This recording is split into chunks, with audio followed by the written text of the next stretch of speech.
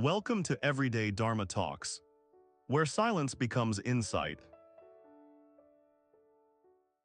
I remember standing on a ridge I thought I knew well. The sun was beginning its slow descent, painting the undersides of the clouds in hues of orange and deep violet. I had been hiking for hours, driven by a quiet but persistent need to prove something to myself. I had a map, a compass, and a plan. I was a capable hiker, someone who knew the wilderness. This identity, this idea of me was my guide. But the trail had vanished. What was once a clear path was now just a confusing tapestry of fallen leaves and similar-looking trees. My confidence began to curdle into a cold knot of fear in my stomach. Every decision felt monumental, and every wrong turn felt like a personal failure. I made a mistake. I am lost. I need to fix this. The more I tried to force a solution, the more disoriented I became. My mind raced, replaying my choices, berating my foolishness. The forest was no longer a place of beauty, and my ego was the general of a losing army. The sun dipped below the horizon, and the cool darkness of the forest began to seep in, along with a profound sense of despair. I finally collapsed at the base of an ancient tree, utterly defeated.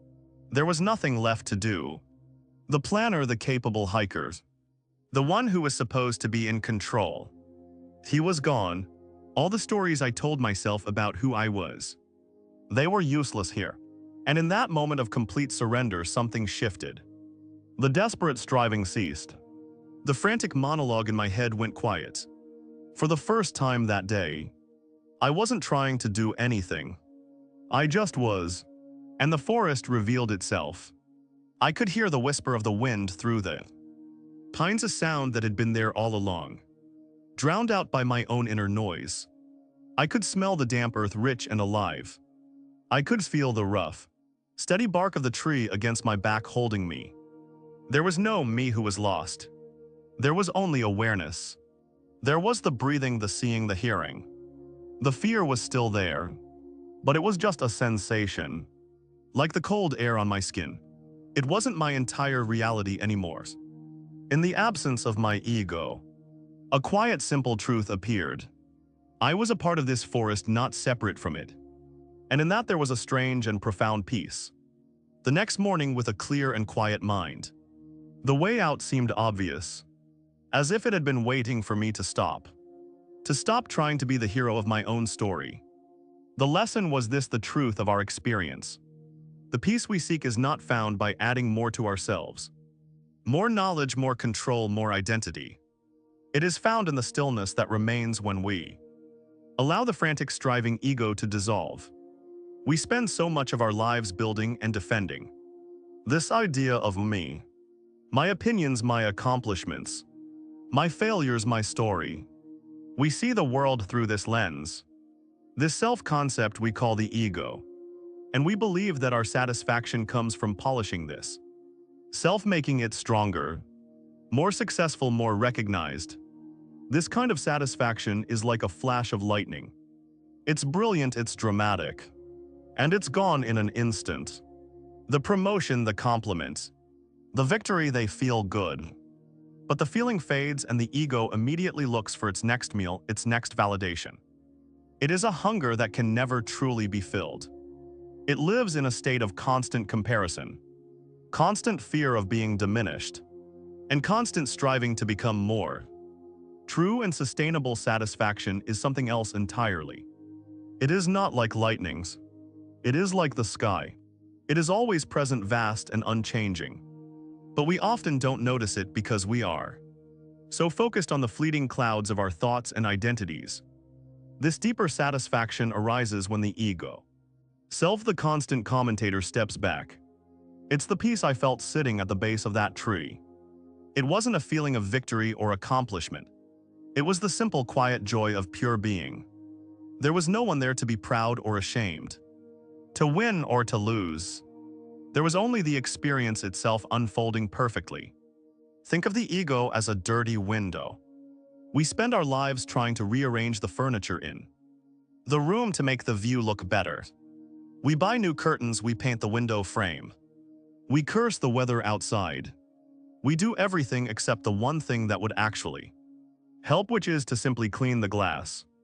When the ego, the accumulation of judgments, beliefs and stories, is wiped away, even for a moment we don't see a different world.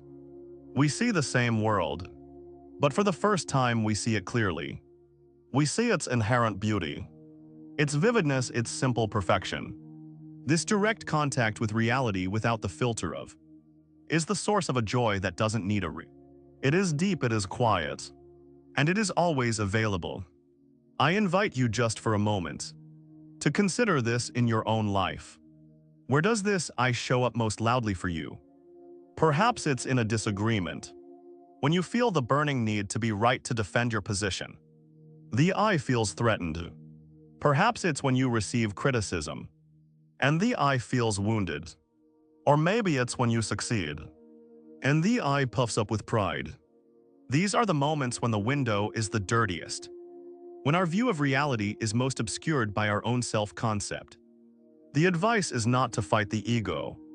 Trying to destroy the ego is just another one of its clever tricks, another story of a hero on a grand quest. The path is much gentler, much kinder. It is simply to notice when you feel that familiar tension of the ego rising, the defensiveness, the pride, the fear. Just pause, take a breath, and gently ask the question internally. Who is this that feels threatened? Or what is this I that needs to be right? You don't need to find an intellectual answer.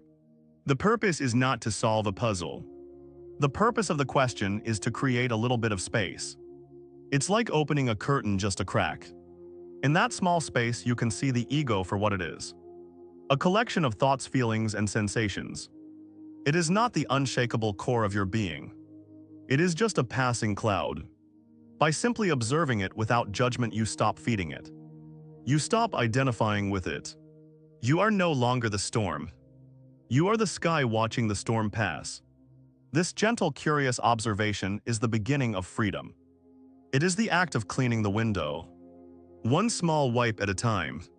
This state of egoless presence is not some mystical state, reserved for monks on mountaintops.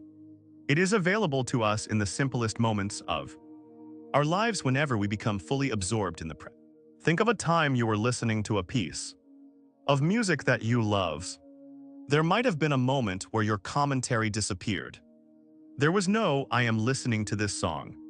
There was only the sound, the vibration, the emotion. You and the music were one. In that moment, the ego was gone. And what was left?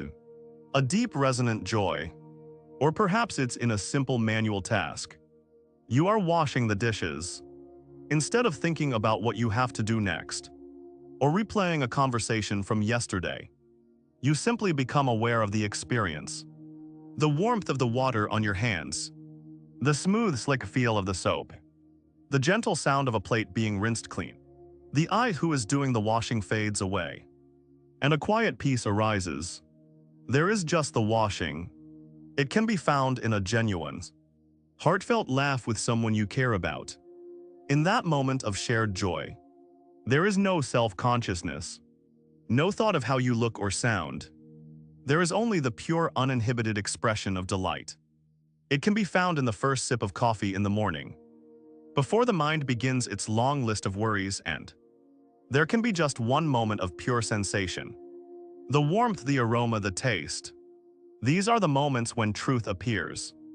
Not a grand cosmic truth, but the simple, undeniable truth of the present moment, experienced directly without the filter of the ego.